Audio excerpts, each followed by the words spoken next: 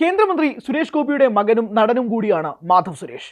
മാധവ് സുരേഷ് ഇപ്പോൾ ഈ CJP പ്രൊട്ടസ്റ്റിൽ കൃത്യമായ ഒരു നിലപാട് പറഞ്ഞിരിക്കുകയാണ്. CJPയുടെ പ്രൊട്ടസ്റ്റുമായി ബന്ധപ്പെട്ട മാധവ് സുരേഷിന്റെ വാക്കുകൾ നിങ്ങൾ ശ്രദ്ധാപൂർവ്വം കേൾക്കണമെന്ന് ഞാൻ കാണുന്ന പ്രേക്ഷകരോട് വിനീതമായി അഭ്യർത്ഥിക്കുന്നു. കാരണം മാധവിൻ്റെതായ ഒരു രാഷ്ട്രീയ പൊളിറ്റിക്കൽ സ്റ്റാൻഡിലേക്കാണ് പോകുന്നത്. മാധവിനെ അനുകൂലിക്കുന്നവരുണ്ടാവും, വിമർശിക്കുന്നവരുണ്ടാവും. പക്ഷേ വിമർശനങ്ങളുടെ അതിർ വരുമ്പോൾ സ്വാഭാവികമായും കാണുന്ന പ്രേക്ഷകരും തീരുമാനിക്കുക എന്ന് വിനീതമായി അഭ്യർത്ഥിച്ചുകൊണ്ട് മാധവ് സുരേഷിൻ്റെ പോസ്റ്റിലേക്ക് പോകട്ടെ. ഇംഗ്ലീഷിലാണ് പോസ്റ്റ് ഇട്ടിരിക്കുന്നത്. പാർട്ട് 1, പാർട്ട് 2 എന്ന് പറഞ്ഞുകൊണ്ട് 2 പോസ്റ്റ് ഇട്ടിട്ടുണ്ട്. ആ പോസ്റ്റ് എന്താണെന്നുള്ളത് പറയുന്നതിന് മുമ്പ് അല്ലെങ്കിൽ അതിലേക്ക് പോകുന്നതിന് മുമ്പ് നമുക്ക് എന്താണ് മാധവ് പറയാൻ ഉദ്ദേശിക്കുന്നത് നോക്കാം. അതായത് ഇപ്പോൾ ജന്തർ മന്ദറിൽ നടന്ന പ്രൊട്ടസ്റ്റുമായി ബന്ധപ്പെട്ട് CJPയുടെ ആളുകൾ അല്ലെങ്കിൽ യുവാക്കൾ, യുവജനത അവിടെ ജന്തർ മന്ദറിൽ പോയി പോസ്റ്റ് ചെയ്യുന്നതാവട്ടെ, സോഷ്യൽ മീഡിയയിൽ നടത്തുന്ന സൈബർ വാർ ആയിക്കോട്ടെ, അതിൽ ധർമ്മേന്ദ്ര പ്രധാൻ്റെ രാജ്യം അവർക്ക് ഉണ്ടാക്കിയിരിക്കുന്ന സന്തോഷം, വിക്ടറി ചെറുതൊന്നുമല്ല. പക്ഷെ അതുമായി ബന്ധപ്പെട്ട് മാധവ് ചോദിക്കുന്ന ചോദ്യം, CJP ഇത് എന്താണ് കാണിക്കുന്നത്? അതായത് പഞ്ചാബിൽ നിങ്ങൾക്ക് പ്രൊട്ടസ്റ്റ് ചെയ്യണ്ടേ? പഞ്ചാബിൽ നടക്കുന്ന വിഷയങ്ങൾ നിങ്ങൾ കാണുന്നില്ലേ? എന്തുകൊണ്ടാണ് CJP BJPക്കെതിരെ സംസാരിക്കാൻ വേണ്ടി മാത്രമായിട്ട് വാതുറക്കുന്നത്? നിങ്ങൾക്ക് യുവാക്കളുടെയും വിദ്യാർത്ഥികളുടെയും പ്രശ്നമാണെങ്കിൽ എന്തുകൊണ്ട് പഞ്ചാബിൽ നിങ്ങൾ പോയി പ്രൊട്ടസ്റ്റ് ചെയ്യുന്നില്ല? എന്തുകൊണ്ട് പഞ്ചാബിലെ വിദ്യാർത്ഥികളുടെ പ്രശ്നങ്ങൾ നിങ്ങൾ കാണുന്നില്ല എന്നതുൾപ്പെടെയാണ് മാധവിൻ്റെ പോസ്റ്റിൻ്റെ ഒരു രത്ന ചുരുക്കം. നമുക്കത് പോസ്റ്റിലേക്ക് പോകാം. Part 1. People openly admitting that they hate BJP more than they love India. BJP ആണ് പ്രശ്നം, അല്ലാതെ ഇന്ത്യ എന്ന മഹാരാജ്യത്തിൻ്റെ സ്നേഹമൊന്നുമല്ല. BJP ഹേറ്റ് ചെയ്യുന്നതാണ് ഇവരുടെ പ്രശ്നം എന്നുള്ളതാണ്.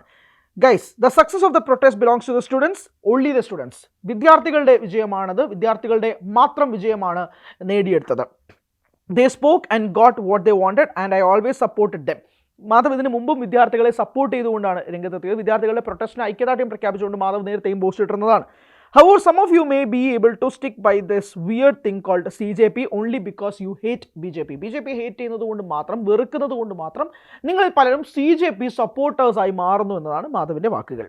That is problematic and will remain problematic no matter how much you yap on my DMs. അതൊരു വലിയ പ്രശ്നമായി തന്നെ നിലനിൽക്കും എന്നതും മാധവ് പറയുന്നു. I hate the concept of a political party and I have openly criticized every single one of them, including the political party my father is a part of. അതായത് BJPക്കെതിരെ തന്നെ മുൻപും മാധവ് സുരേഷ് സംസാരിച്ചിട്ടുണ്ട്. VD സതീശനിൽ വലിയ പ്രതീക്ഷയുള്ള മുഖ്യമന്ത്രിയാണെന്ന് മാധവ് എന്നോടുള്ള അഭിമുഖത്തിൽ തന്നെ പറയുകയും ചെയ്തിട്ടുണ്ട്. അങ്ങനെ BJPക്കാരനായ ഒരു പിതാവിൻ്റെ മകനായതുകൊണ്ട് BJPയെ പൂർണ്ണമായും സപ്പോർട്ട് ചെയ്യുന്ന വ്യക്തിയല്ല മാധവ്. ഒരു പൊളിറ്റിക്കൽ പാർട്ടി എന്നൊരു കാര്യത്തിനോടെ വെറുപ്പുള്ളൊരു വ്യക്തിയാണ് Madhav. Part 2. Research about whose funding CJP, the track record in the last 15 years of their founders, why the so-called saviors of the masses are selective with who they react against, and most importantly, why weren't these heroes anywhere to be seen during the protest. അത് എനിക്ക് ഈ heroes എന്ന് ഉദ്ദേശിക്കുന്നത് ചിലരിലേക്കാണെങ്കിൽ, അതായത് ഇപ്പോൾ ഉന്നയിക്കപ്പെടുന്ന അഭിജിത്ത് ദീപ്കെ പോലുള്ള ആളുകളാണെങ്കിൽ അവരൊക്കെ പൊതുമുഖത്ത് തന്നെ ഉണ്ടായിരുന്നവരാണ്, അവരൊക്കെ ജന്തർ മന്ദറിൽ തന്നെ ഉണ്ടായിരുന്നവരാണ്.